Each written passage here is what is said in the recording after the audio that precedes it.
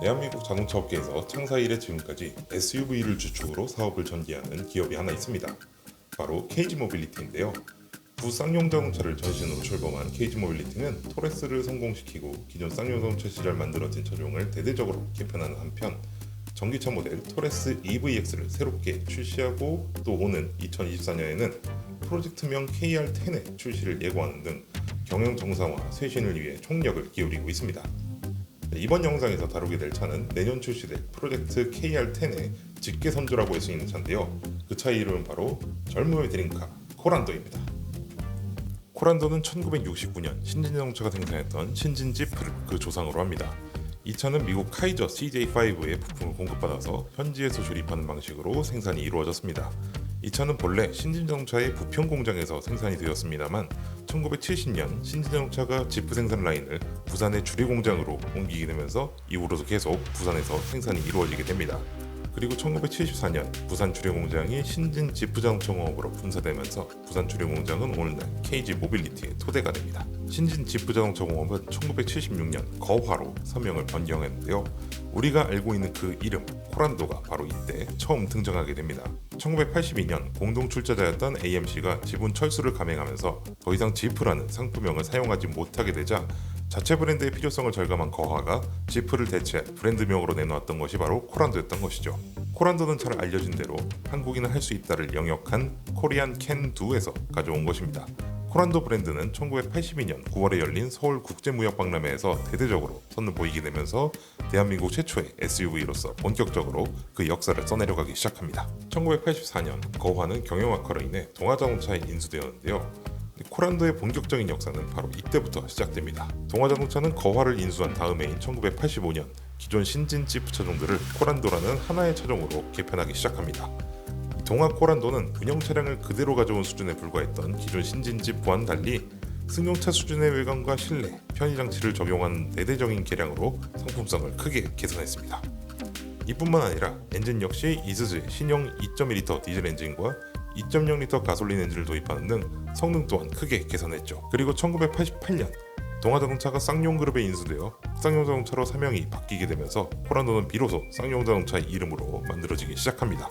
쌍용 코란도는 동아 코란도 대비 데칼과 엠블럼 등의 디테일이 약간씩 달라진 점이 눈에 띄는데요. 여기 1993년 이노베이션 코란도라는 이름의 개량형 모델이 출시되면서 내외장을 크게 변경해 더욱 세련된 모델로 거듭나게 됩니다. 이렇게 신진 지프로부터 단 한 번의 풀모델 체인지 없이 26년간 생산된 쌍용 코란도는 1995년 국내에서 가장 오랫동안 생산된 차로 나오면서 시장에서 퇴장하게 됩니다.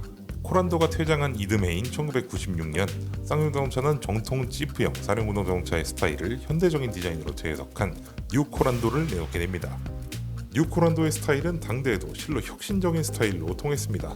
짧은 휠베이스와 정통파 오프로드의 스타일링 요소들을 빠짐없이 갖추고 있으면서도 이를 아주 현대적인 감각으로 재해석한 뉴 코란도의 스타일링은 데뷔 이후 30년 가까이 지난 지금도 회자되는 아이코닉한 디자인으로 통하고 있습니다. 뉴 코란도는 무쏘의 플랫폼과 파워트레인을 기반으로 개발이 되었습니다. 이 때문에 뉴 코란도는 무쏘, 이스타나에 이어 세 번째로 메르세데스 벤츠의 엔진을 사용한 모델이기도 합니다. 뉴 코란도는 정통파 지프 스타일 오프로더의 짧은 휠베이스와 높은 지상고, 큰 접근감과 이탈각, 그리고 무쏘를 기반으로 하는 든든한 차체 구조 덕분에 뛰어난 홈로드파 성능을 자랑했습니다. 뉴 코란도는 5인승 좌석 배치의 3도어 모델을 기본으로 뒷좌석을 제거하고 소프트톱을 설치한 소프트톱 모델, 그리고 세제 혜택을 노리고 만들어진 2인승 승용 밴 모델도 존재했습니다. 특히 이 승용 밴 모델은 주머니 사정이 좋지 않았던 청년층에게도 크게 어필할 수 있었는데요.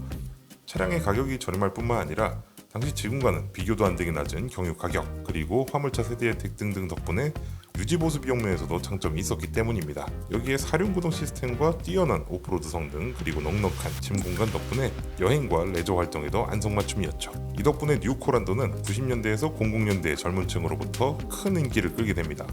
이 시기에 뉴 코란도는 자유와 낭만을 꿈꾸던 젊은이들의 드림카이자 쌍용 자동차를 상징하는 아이콘으로 통하게 됩니다.